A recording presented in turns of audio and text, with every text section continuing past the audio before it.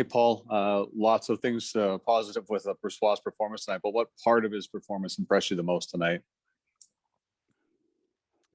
He's just so powerful getting from post to post. I mean, he had a couple of really good staves where he had to get across hard, but by the time he got there, he was, really in his own structure. He was composed with it. So then the rebound control, there wasn't anything, I think one that might have got away from him. The rest of them, he had a real good handle on the first shot and then put the puck where he needed to put it. So he was just right on. We'll go next to Ken Weeb from Sportsnet. Go ahead, Weeb. Well, you have to talk about mental toughness. What does it say about Brossoit, his ability to stay sharp despite going long stretches between games? Yeah, I mean, and maybe less so this year, but in the past he's gone long runs because of the schedule and been able to come up with some really big performances. He's underrated, and rightfully so. Connor Hellebuyck gets all the accolades as he should. I mean, he's a Vezina winner. But our goaltending tandem is just exceptionally strong. We'll go next to Sean Reynolds from Sportsnet. Go ahead, Sean. Hey, Paul, if you needed video of your team putting the opposition players on an island, you got a lot of it tonight. I saw so many examples of them trying to carry the puck in the zone and being surrounded by 4 white jerseys and just cutting them off from the rest of the play. Why were your players so good at that tonight? It's an idea and a theme that we've worked hard at right from training camp. And what I thought we did well tonight is we accepted the game. So our first period here, much better than our first period the last time we played Vancouver, and we were coming off 2 Edmonton games. It's a completely different style of hockey that's played. With the exception of maybe the second half of the second period, I thought we recognized the game that was being played very, very well.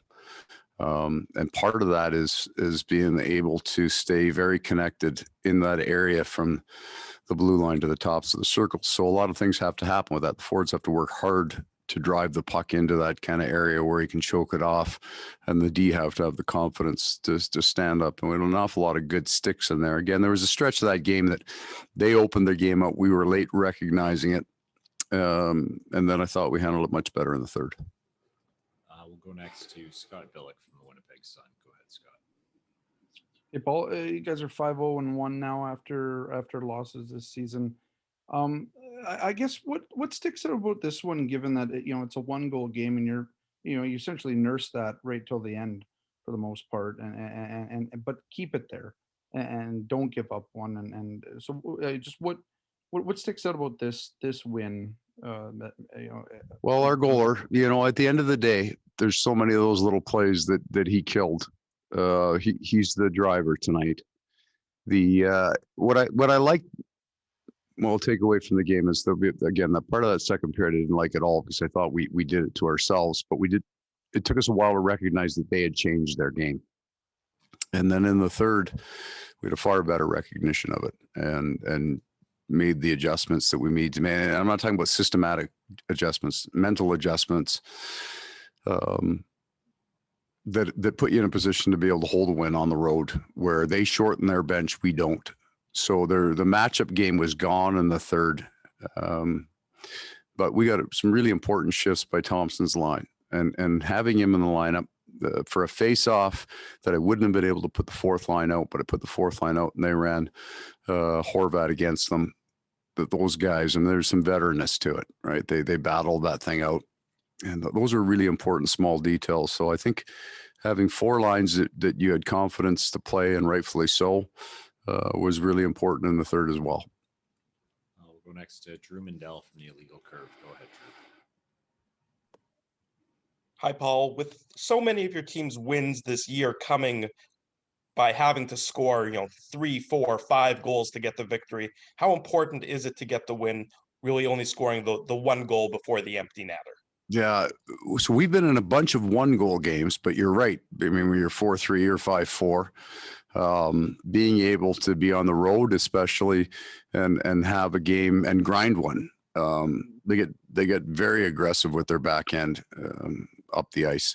And there's confusion that causes. And so all of the games that you can put together, have a low scoring game, not have your forwards get frustrated because the offense isn't there for them. A really big part of it. But that confidence that they will build on low scoring wins is really important. And just a couple more from Coach. We'll go to Kevin Woodley next. Go ahead, Kevin. Yeah, hey, Paul, just to go back to the goaltending real quick. Connor and LB, they train with the same people in the off season. Their foundations working with Wade are similar in terms of some of the fundamentals of their game. They're not the same goalie, but even the movement patterns are similar in there. Is there a benefit to your team to sort of, do they get a familiar feel even when it's one guy or the other, having those similarities in style? I think there is, for sure, because they both agreed. They have both the same philosophies on where they're trying to put pucks off shots, how they get across the net on certain things. I might be reaching on this one, but it may be subconscious, right? That they both kind of will play the puck. I thought LB played the puck very well tonight, made some really good decisions with it. They both play the puck with a similar mindset. So for your defense, they get to come back to the same holes, if you will, for the outlets. And then two very, very big men.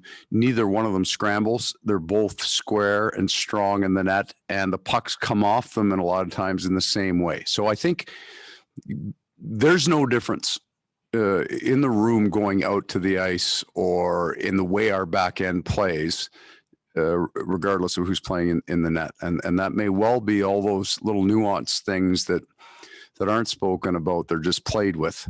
And I think there's an advantage there. I would agree with that.